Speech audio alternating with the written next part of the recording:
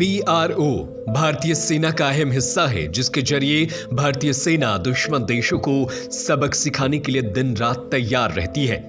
BRO border road organisation ये संगठन है जो पहाड़ का सीना चीरकर सड़क बनाता है और इस सड़क के जरिए ही भारत के वीर जवान भारत चीन की सीमा पर अपने युद्ध के सामानों के साथ भारत की निगहबानी करते हैं। लेकिन BRO आज जो काम कर रहा है ये कुछ समय पहले तक नहीं था। आज आपको BRO के रास्ते में आने वाली हर मुश्किलों और BRO ने कैसे देश सेवा में अपनी अग्रणी भूमिका निभाया वो आपको बताएंगे, तो आप वीडियो के अंत तक जरूर बने रहिएगा। दोस्तों, भारत और चीन के साथ साल 1962 के युद्ध को कौन भूल सकता है। ये युद्ध पूरा 1 महीना 1 दिन चला था। इस युद्ध में भारत को बहुत नुकसान झेलना पड़ा था।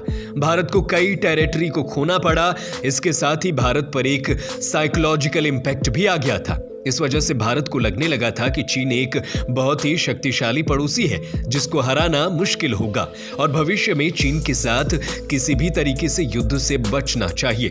यही वो वजह थी जिसकी वजह से भारत ने अपने सीमा पर और सीमा के इलाके में किसी भी तरीके के रोड के निर्माण को बंद कर दिया था और रोड निर्माण से अपना ध्यान भी हटा लिया था। भारत ने यह सोच लिया था कि अगर वो दुर्गम पहाड़ी इलाकों में सड़क बना देता है तो जब चीन भारत पर आक्रमण करेगा तो वह इन रास्तों के जरिए भारत में आसानी के साथ अपने गोला बारूद के साथ अंदर प्रवेश कर जाएगा। कुछ समय पहले तक यही हमारी सोच थी कि नॉर्थ ईस्ट में किसी भी प्रकार के पुल नहीं बनेंगे, किसी भी प्रकार की सड़क का निर्माण नहीं होगा, तो चीन नॉर्थ ईस्ट के क्षेत्रों पर हमला नहीं करेगा और वो इन क्षेत्रों पर कब्जा भी नहीं कर पाएगा और साथ ही चीन अपने आर्टिलरी, अपने टैंक और तोपों को लेकर भारत के ज्यादा अंदर तक नहीं आ पाएगा। यानी पहले भारत की यही सोच है कि अगर चीन भारत के अंदर आता है तभी उसके साथ किसी भी प्रकार का डील करेंगे। अगर हम उसे बाहर ही रोक देते हैं तो हम चीन की लड़ाई और उसके साथ होने वाली परेशानियों से बच जाएंगे। इससे साफ तौर पर समझ सकते हैं कि चीन के साथ हमारा रणनीति काफी हद तक डिफेंसिव था। कहने का मतलब यह है कि भारत चीन को जवाब देने के बजाय भारत बचाव पक्ष में रहता था, यानी अपनी सुरक्षा करता था। लेकिन अब भारत बदल चुका है, भारत की रणनीति बदल चुकी है, भारत का भविष्य बदल चुका है। आज भारत एक महाशक्ति के रूप में उभर रहा है।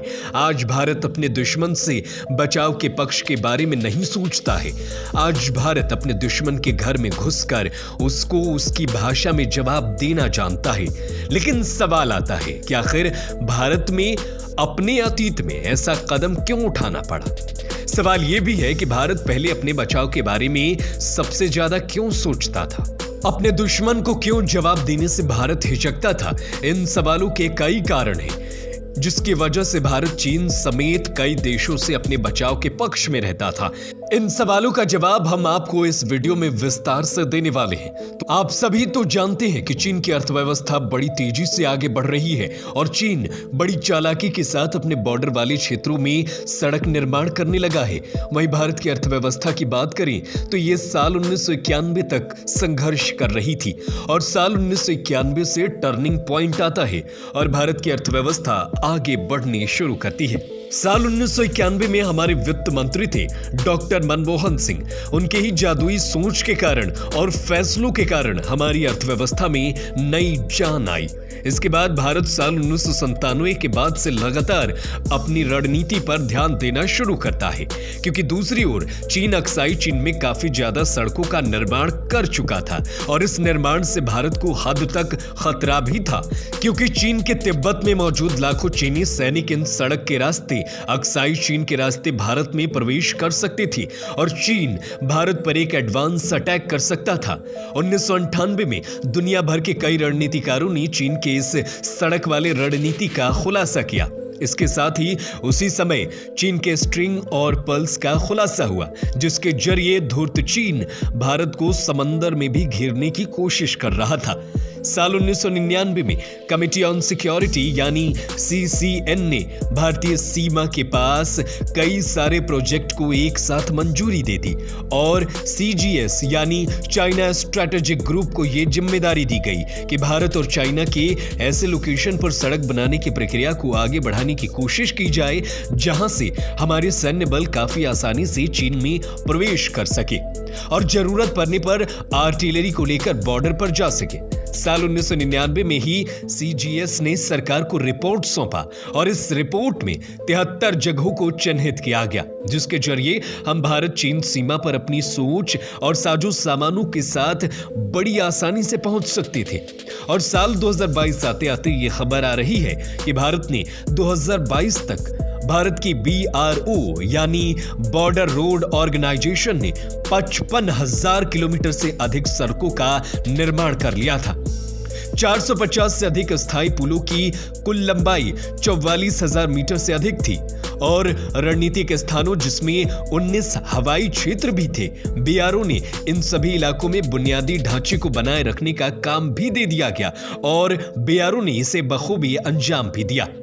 सड़क बनाने के साथ ही BRO ने दुर्गम पहाड़ी इलाकों में सड़कों पर जमने वाली बर्फ को हटाने की जिम्मेदारी अपने हाथ में ले ली और सड़क से बर्फ को हटाती है ताकि हमारे सैनिक बिना किसी बाधा के एक जगह से दूसरी जगह आ जा सके।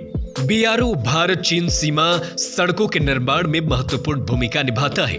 हमारे देश की शान BRO ने वैशाली S हिवासे जो कि चीन के साथ सीमा पर BRO सड़क परियोजना के लिए पहली महिला अधिकारी नियुक्त है जो चीनी सीमा पर दिन रात एक करके भारत को मजबूत बनाने का काम कर रही हैं।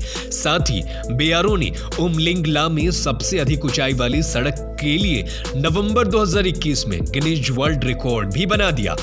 देश के वीर जवान चीन के साथ कड़ी टक्कर ले सके इसके लिए BRO ने अटल टनल, अटल सेतु, कर्नल चिवांग, रिनचेन जैसे सेतु का निर्माण कर महत्वपूर्ण भूमिका निभाई। इसके अलावा अगले 5 साल में भारत की BRO पाकिस्तान बॉर्डर और चीन बॉर्डर की 61 स्ट्रैटेजिक सड़कों का निर्माण करेगा जिसके जरिए हम दोनों देशों के बॉर्डर पर आसानी से अपनी सेना के साथ पहुंच सकेंगे। और वहीं आपको बता दें कि स्ट्रैटेजिक रोड क्या होती है। स्ट्रैटेजिक रोड की बात करें तो ये रोड बाकी रोडों के मुकाबले बेहद मजबूत होती है जिसके जरिए हमारी सेना को आर्टिलरी, भारी भरकम तोप और मिसाइलों से पूरा भरा सामान बहुत आसानी से बॉर्डर तक पहुंचाया जा सकता है।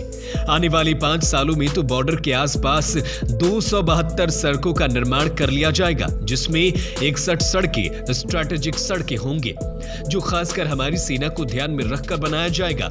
सीमा के आसपास बनी सड़क हमारी सेना के लिए कितना फायदेमंद है ये आप इस बात से अंदाजा लगा सकते हैं कि भीम बेस को डोकलाम रोड के जरिए डोकलाम तक अब जोड़ दिया गया है। यही कुछ समय पहले तक भीम बेस से डोकलाम तक सेना को साजो सामान पहुंचाने के लिए कोई सड़क नहीं था। इस दौरान सेना को 7 घंटे से अधिक का समय लग जाता था और अब हमारी सेना को मात्र 40 मिनट का समय लगता है जिसके जरिए सेना डोकलाम के क्षेत्र में जाकर चीन को मुंहतोड़ जवाब दे सकती है। अब आप समझ सकते हैं कि हमारी सेना को और हमारे देश को BRO कितनी बड़ी सहायता पहुंचा रहा है।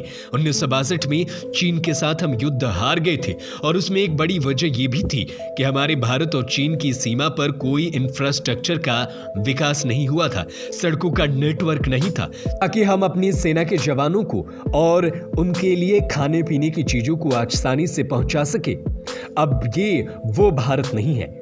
अब भारत बदल चुका है और अपने दुश्मनों को उसके घर में घुसकर उसी की भाषा में जवाब देना जानता है। ये वो BRO की जानकारी थी दोस्तों जिसने भारत के सीमा पर और भारत को मजबूत किया है। तो सड़क सीमा संगठन के लिए एक लाइक तो बनता है और साथ ही ऐसे इंटरेस्टिंग टॉपिक्स आप तक पहुंचाते रहेंगे। बस आप हमारे चैनल को सब्सक्राइब कीजिए ताकि हर इंटरेस्टिंग टॉपिक सबसे पहले आप तक पहुंच सके। जय हिंद, जय भारत।